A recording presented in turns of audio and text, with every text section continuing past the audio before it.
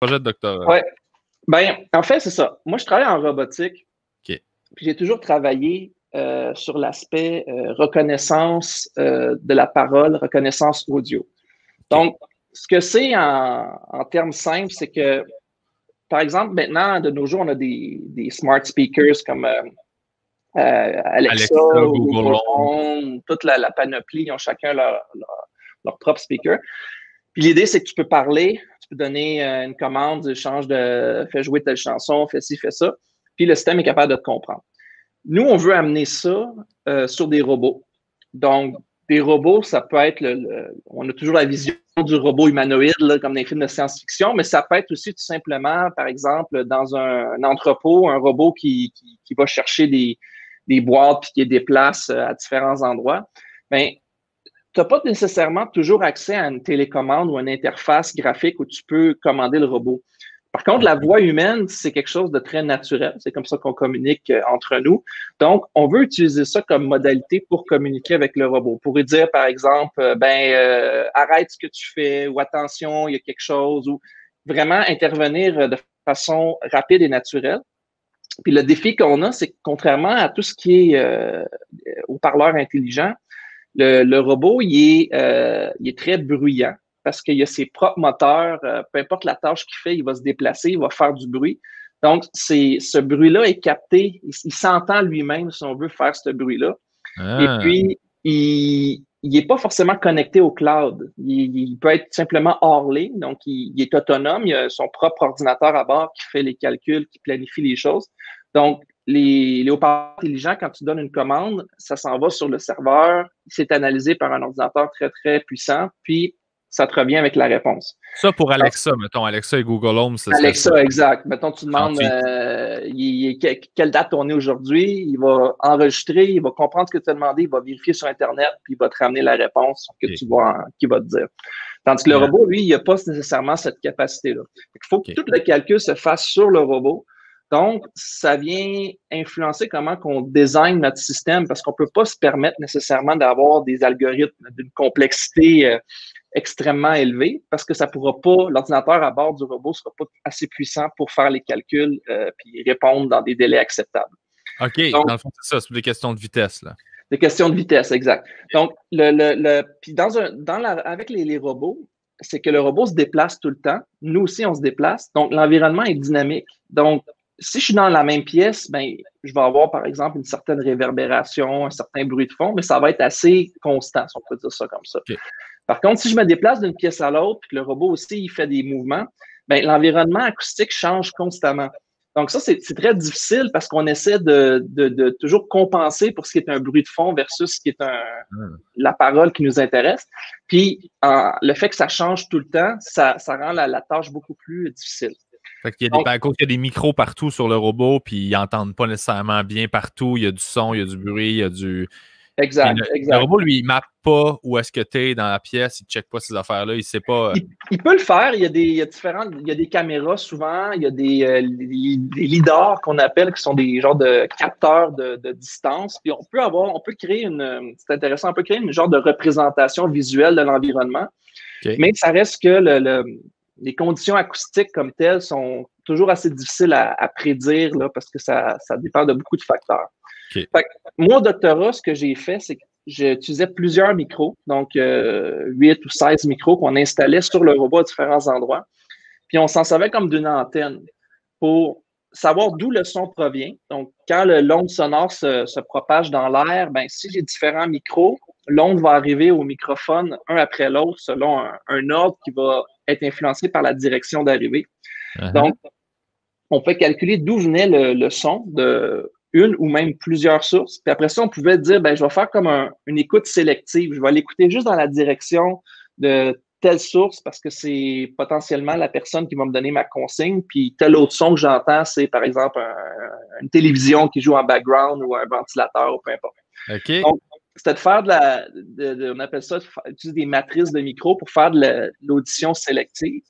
Et puis, éventuellement, le signal qu'on retirait de ça, qui était, si on veut, plus propre et plus de meilleure qualité, ben là, on peut l'envoyer dans un reconnaisseur vocal ou faire d'autres tâches. Des fois, tu peux essayer d'identifier c'est qui parle avec les caractéristiques vocales de la personne. Tu peux identifier, par exemple, des bruits. C'est un téléphone qui a sonné, il y a une porte qui s'est fermée, il y a une vitre qui a été brisée. Tu sais, des choses qui peuvent être importantes de détecter, là, dépendamment du rôle à jouer par le robot.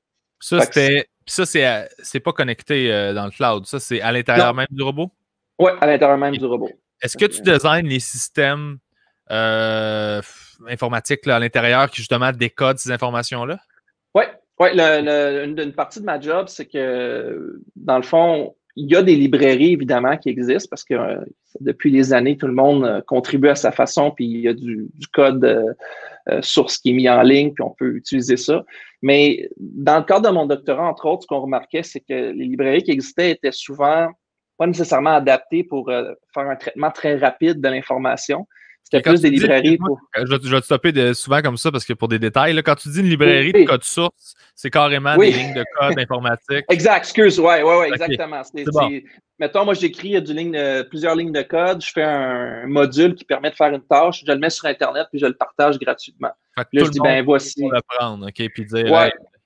Hey, ça, faut que tu sois genre dans le même langage de programmation, mettons. Là. C'est comme... Ouais, c'est ça, exactement. Il y a différents langages qui sont plutôt populaires. Là. Fait que la plupart de ces langages-là, les gens vont les utiliser puis vont partager ce qu'ils ont fait ensuite avec d'autres. Il y a quand même une belle communauté qui est portée vers le partage, qui est ce qu'on voit pas à beaucoup d'endroits là, ailleurs. Tu sais, les gens, ils vont mettre ça gratuitement puis ils disent, ben, pour le bien-être, pour ceux qui veulent l'utiliser, allez-y. Puis moi, ben, ça sera ma contribution gratuite. Là, on a fait avancer le domaine, dans le fond. Parce que c'est ça, j'allais dire. Là, il doit y avoir des gens qui, j'ai ce programme-là, mais si tu le veux, paye-moi. Puis, ouais, ben, il y a souvent des licences. C'est-à-dire que les licences, souvent, ils vont autoriser l'utilisation à des fins de recherche de façon gratuite. Par contre, si tu es une entreprise puis tu veux reprendre ce qui a été fait puis tu veux faire un produit puis le vendre puis faire de l'argent, ben là, tu dois t'entendre avec la personne qui a réalisé le code parce que là, le mandat devient différent. Là, ça devient un mandat mercantile. Là, ça devient pas, c'est ça, c'est pas dans le but d'encourager la recherche et la collaboration. Okay. Nice. Fait que, en général, les gens respectent assez bien. Ouais. Fait que toi, tu pognais des lignes de code d'un peu partout, justement. Puis est-ce que tu en as créé toi aussi ou Oui, écoute, je me souviens plus c'était combien de lignes de code. Je pense que mon doctorat, c'était quelque chose comme 20 000 lignes de code que j'ai écrit moi-même. Fait que oui, c'était un bon effort de programmation. Il y avait comme plusieurs étapes, je te dirais, au processus. La première étape, c'est que ça reste si on veut, un exercice mathématique. C'est-à-dire que j'ai un signal de son que j'extrais. Puis là, je vais faire des opérations mathématiques dessus pour essayer d'aller extraire l'information qui m'intéresse. Fait il y a une première étape parce que là, tu vas vraiment utiliser des logiciels pour faire l'analyse, pour visualiser, pour essayer de comprendre le phénomène, puis faire un plan dans ta tête un peu comment je vais prendre ça, puis je vais le transformer en quelque chose d'utile que je vais pouvoir utiliser. Une fois que tu as fait ça, ben là, il faut que tu fabriques ce genre de machine-là qui va transformer le signal vers quelque chose d'autre. Puis là, c'est là que tu écris les lignes de code détaillées puis que ça te prend un bon moment. Comment tu veux le transformer, puis aussitôt que tu l'as, tu crées ta machine pour le transformer. Exact. C'est quoi exactement? Comment tu analyses? C'est quoi? Tu vas analyser un son? Tu vas analyser une onde sonore? Puis tu vas... Oui, c'est ça. Ben, souvent, ce qu'on va faire, c'est soit qu'on va enregistrer carrément avec des micros, puis on va regarder ce qu'on obtient, on va partir de ça, ou des fois, on va simuler. Donc, on va avoir, mettons, on va se faire comme une pièce artificielle où est-ce qu'on va dire, ben, je mets un mur là, je mets un plancher là. Ça va simuler la réverbération, les échos contre les surfaces. Okay. Puis après ça, ce qu'on fait un peu comme tu as fait de la musique, fait que tu en fais encore, fait que tu connais un peu le principe de le son, tu peux le voir comme un ensemble de fréquences d'une certaine façon. Ouais. Donc, souvent, on va extraire les fréquences, puis on va regarder ce qu'on appelle un spectrogramme. On regarde le spectre des fréquences, puis là, ça va souvent plus nous parler parce qu'on va voir qu'il y a telle autre fréquence, il y a telle... Les fréquences, c'est quoi? C'est ça, dans le fond, visuellement, ça te montre le son. Ouais, ça te montre le... quoi, dans le fond? Exemple, un peu comme quand tu as un égalisateur, peut-être tu vas dire, je monte les basses, je baisse les moyennes, tout ça. Ben, c'est un peu le même principe, c'est que ton énergie est répartie dans différentes sections en termes de fréquence. Puis, dépendamment du son qui est produit, ça va être certaines fréquences qui vont être plus excitées que d'autres. Donc, ça va te donner une genre de signature acoustique un peu de ce que tu es en train d'observer. Puis tu peux comme l'afficher comme une image, tu sais. C'est un peu comme une façon de visualiser. Un peu comme de la couleur, dans le sens où il y a un peu de bleu, il y a un peu de rouge, il y a un peu de jaune, exact. Ça donne telle affaire, puis c'est exactement ça. Exact. Fait que, tu sais, c'est une façon qu'on a de le visualiser parce que sinon, c'est difficile de beau avoir une bonne oreille. Quand tu le vois sur l'écran, c'est différent. Là, c'est là que tu vas vraiment être capable de voir les subtilités. OK. Fait que toi, tu pars de ça, tu vois ce son-là, ce son-là, en fait, tu l'identifies, puis après ça, là, tu crées ton code qui va le rendre accessible au robot, qui va faire que le robot peut comprendre ce qu'il est en train d'écouter ou ce qu'il est en train de recevoir. Parce que dans le fond, le son, il fait du sens pour nous, mais lui, c'est un robot. Fait qu'il faut que tu transformes un son en équation ou en formule. Exact.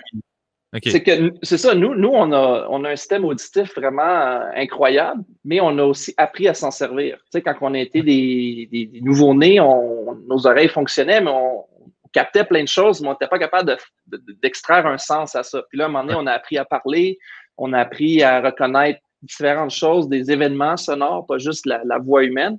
Puis ça fait que, puis on a 2 oreilles aussi. On est capable de localiser le son parce qu'on a 2 oreilles. Donc, dépendamment comment notre 2 micros, exact. Tu sais, si quelqu'un parle à ta gauche, tu vas savoir qu'il est à ta gauche parce que tu vas être capable d'entendre une différence entre ton oreille droite et ton oreille gauche. Donc, on a appris à se servir de ça de façon consciente ou pas. Puis le robot, ben, c'est comme un peu une personne qui aurait plein de sens, mais qui n'a pas appris à les utiliser. Puis là, c'est là que nous, on doit aller développer cette connaissance-là auprès du robot pour qu'il puisse s'en servir.